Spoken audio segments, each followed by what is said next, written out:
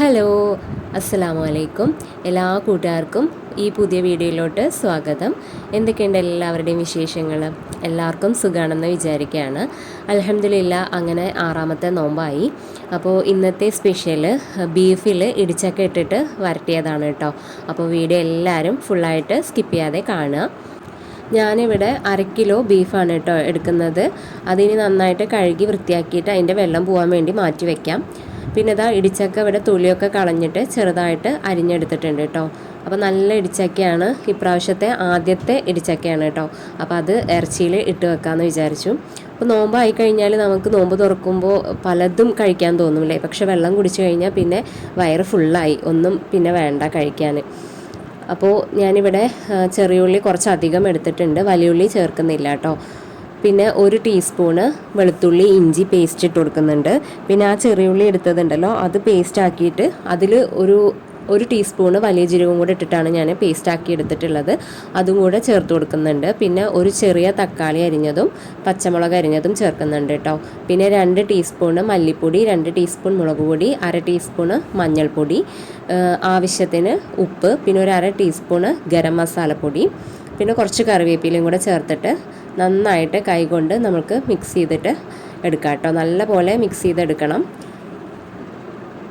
അപ്പോൾ അതാ ഞാൻ ഇവിടെ കൈവച്ച് നന്നായിട്ട് മിക്സ് ചെയ്തെടുത്തിട്ടുണ്ട്. ഇനി നമുക്ക് അത് അടുപ്പിൽ വെച്ച് കൊടുക്കാം.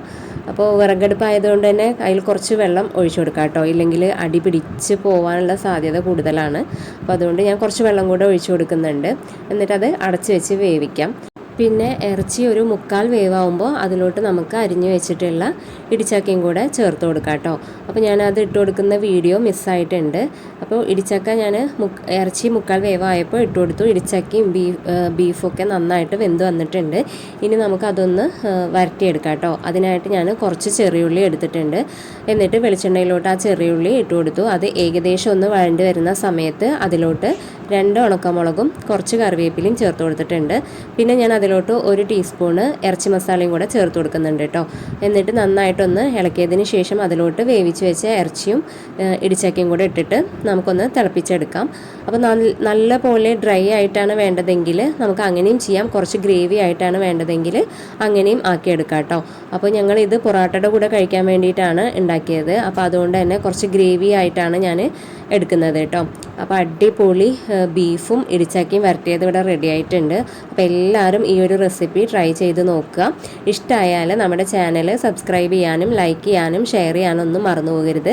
നിങ്ങളുടെ ഫാമിലിക്കും ഫ്രണ്ട്സിനും റിലേറ്റീവ്സിനും എല്ലാവർക്കും ഒന്ന് ഈ വീഡിയോ ഷെയർ ചെയ്ത് കൊടുക്കുക കേട്ടോ. പൊറാട്ട നമ്മൾ കടയിൽ നിന്നാണ് കേട്ടോ വാങ്ങുന്നത്. അപ്പോൾ ഇന്ന് ഞങ്ങൾക്കൊരു നോമ്പ് തുറ ഉണ്ട്.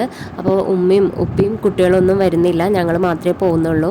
അതുകൊണ്ട് തന്നെ അവർക്ക് നോമ്പ് തുറക്കാൻ നല്ല ബീഫും ഇടിച്ചക്കയും വരട്ടിയതും പിന്നെ പൊറോട്ടയും ജ്യൂസായിട്ട് മാങ്ങയാണ് കേട്ടോ അടിക്കുന്നത്. 3 മാങ്ങ തൊലി കളഞ്ഞിട്ട് ചെറുതായി അരിഞ്ഞ് അതിലോട്ട് കുറച്ച് പാലും പഞ്ചസാരയൊക്കെ ഇട്ട് നന്നായിട്ട് അടിച്ചെടുത്തു കേട്ടോ. അപ്പോൾ നല്ല അടിപൊളി മാംഗോ ജ്യൂസ് ഇവിടെ റെഡി ആയിട്ടുണ്ട്. ബാക്കിയുള്ള പരിപാടിയൊക്കെ ഇനി ഉമ്മയാണ് കേട്ടോ നോക്കുന്നത്. അപ്പോൾ വീഡിയോ ഇത്രയേ ഉള്ളൂ. ഇഷ്ടമായാൽ ലൈക്ക് ചെയ്യുക, ഷെയർ ചെയ്യുക, സബ്സ്ക്രൈബ് ചെയ്യുക. ഇൻഷാ അല്ലാഹ് നമുക്ക് അടുത്തൊരു വീഡിയോയിൽ കാണാം. താങ്ക്